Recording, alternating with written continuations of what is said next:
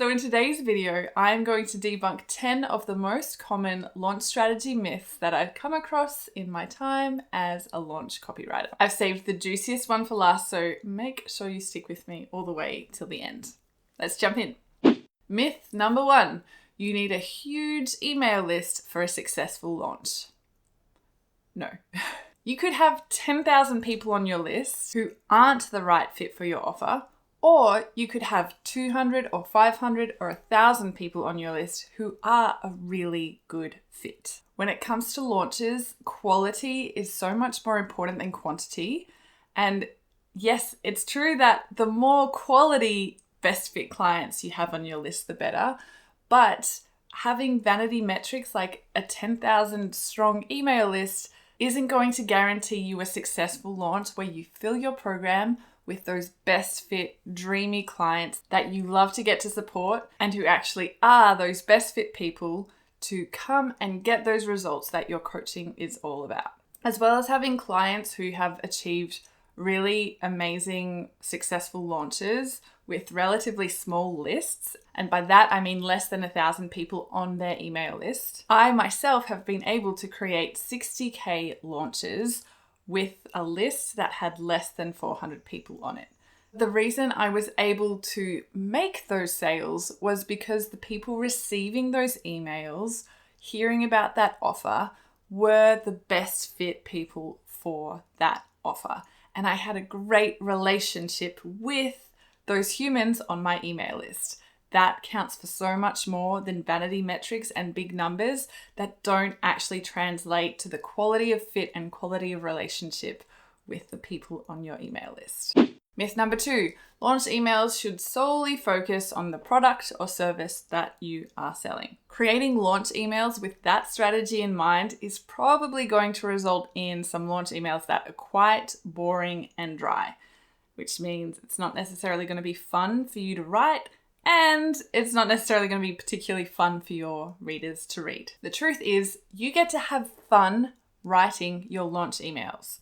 Yes, they have the goal of selling your coaching offer. So you want to make sure that every single one of those emails has a call to action to sign up, to apply, to join, to take the next step that's required to actually work with you. But the emails themselves get to be about seemingly anything you like, as long as you can make the connection and that callback to the call to action, to your offer. That's why a lot of my most successful launch emails actually start off with a seemingly totally unrelated story that usually ends up being a metaphor or an analogy for a point that I want to make about my offer or my client or myself that helps my best fit client make their decision about saying yes to the coaching offer. In fact, one of my most successful launch emails that I've written and used for myself is an email that starts with a story about me dancing the Cell Block Tango at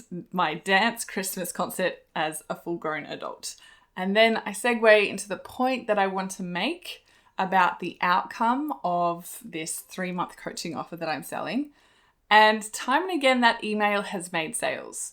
So it just goes to show you do not need to have every single email in your launch email sequence be dry and boring and very squared into only specifically talking about your offer. Launch email myth number 3. One strong email is enough to make a launch. Nope.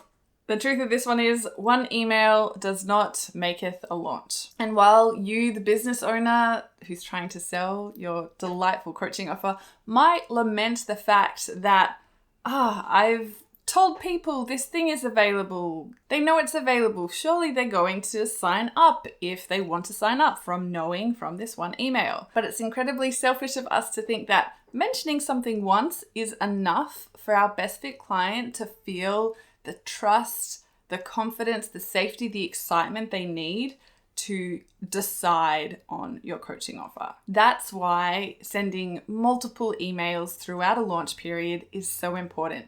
Every email that best fit client reads takes them one step closer to having what they need to feel that safety, that confidence, and that excitement to actually make their move, make their decision, and sign up for your offer.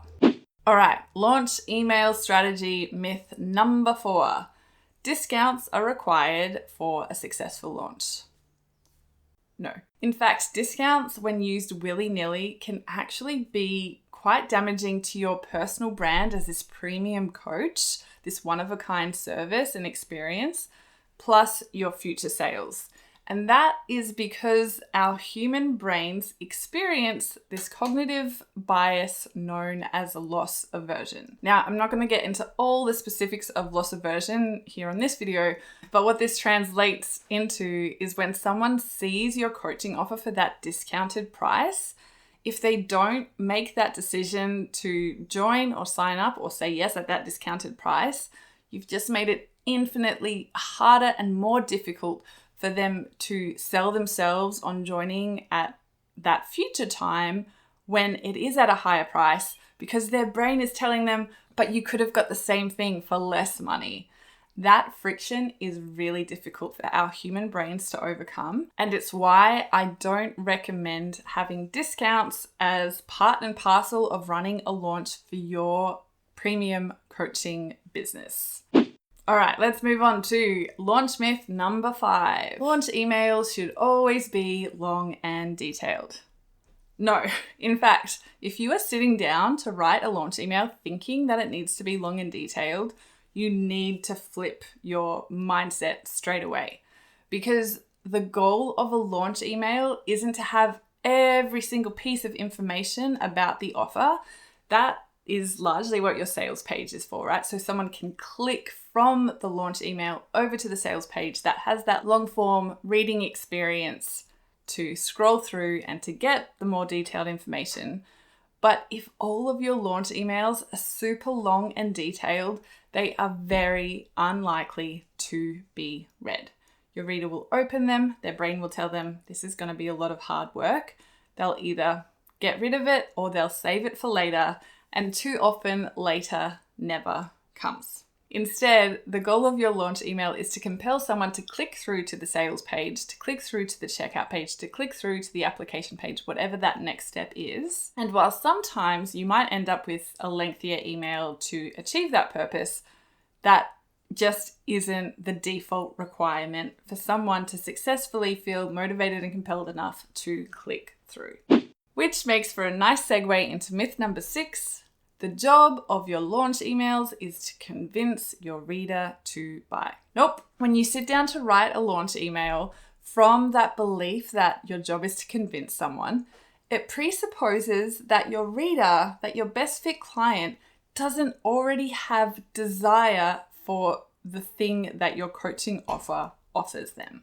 And when you're writing from that energy and that belief, that thought that this person doesn't want this and I need to make them see clear that they do want this. It just feels heavy and shit to write from that energy, doesn't it?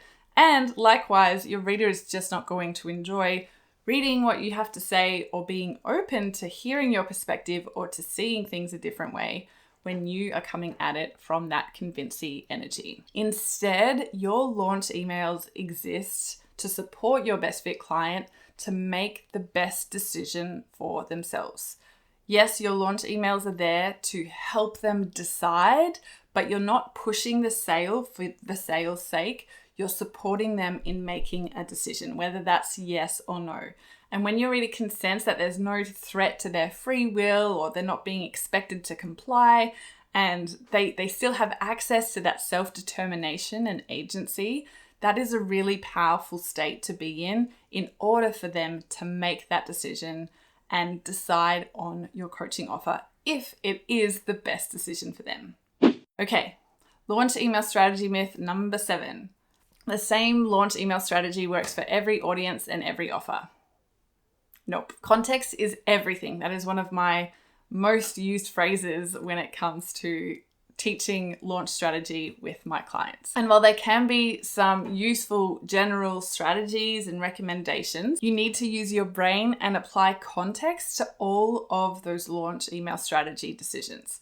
To give you an example of this, selling something like an in-person retreat is going to have a different strategy that makes sense compared to something like selling a small digital product with a very specific outcome and application for your best fit client. Okay, myth number 8. There's a right amount of emails to send during your launch. Oh boy, this one is a doozy, but no, there is no such thing as the right amount of emails to send during a launch, apart from more than one, probably. And the answer on how many emails should I send during my launch period is going to depend on a number of factors. Just like I mentioned for the previous myth, context is everything. So when you're thinking about the context of how many emails to send, you want to be thinking about the complexity of your offer, the stage of awareness that the people who are hearing about your offer are at. And stage of awareness is a whole thing in and of itself, which I'll talk about in a separate video. You want to consider things like your nervous system. You don't want to fry your nervous system just because you don't yet have that capacity and willingness to send X amount of emails over X amount of days. So that is something to consider. And another thing to consider is how regularly you already show up in the inbox of your best fit clients. That is going to determine and play a role in your nervous system safety for how much more frequently you feel able to do that during that intensive launch period, where it makes sense to email more frequently and to talk explicitly and directly about your offer. And the other piece of this equation is how long your launch actually goes for, whether it's 3 days or 7 days or 10 days or 4 days. All of these factors, when you do some fancy math to bring it all together, will help you get the answer on how many emails you should be sending for your particular launch. But there's no one right set amount of emails. And this is a great segue into launch email strategy myth number 9. If you email your list too often, you'll lose potential buyers.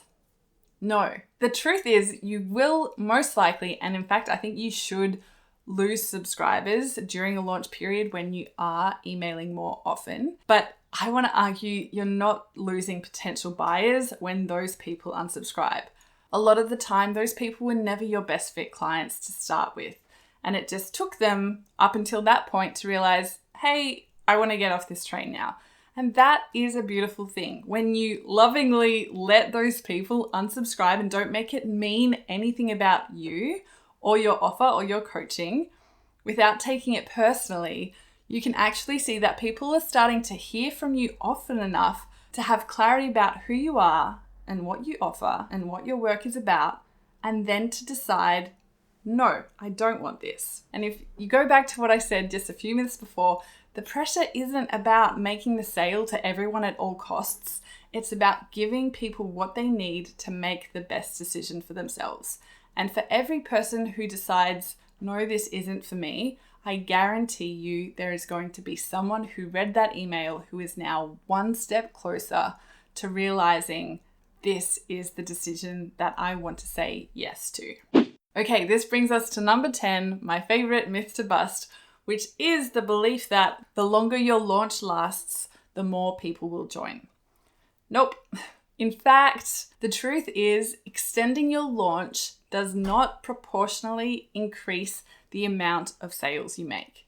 And that is because a launch sales curve always follows a particular pattern. And there are some things we can do to try and manipulate that pattern, but more often than not, it looks like this. Are you ready? At the start of your launch, you might have some buyers, and these are the people who are most aware about your offer. They already know what it's about, how much it costs, what they stand to gain and benefit from it. They're at that most aware stage where they're really ready to buy.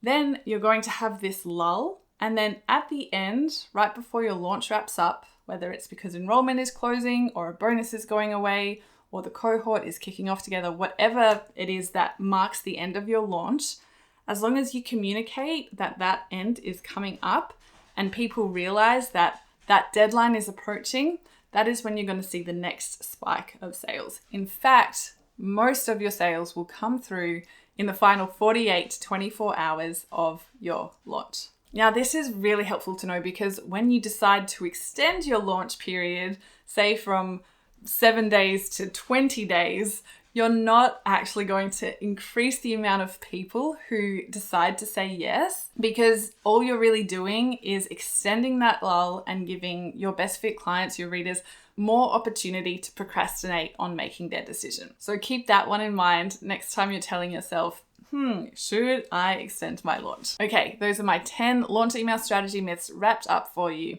If you would like my help with your launch, be sure to check out my program that is all about this, that has what you need to consider the strategy, to decide on the messaging, to write the emails, to evaluate and improve again and again, launch after launch. It is called Email Brilliance, and you will find the link with all the details in the video description below.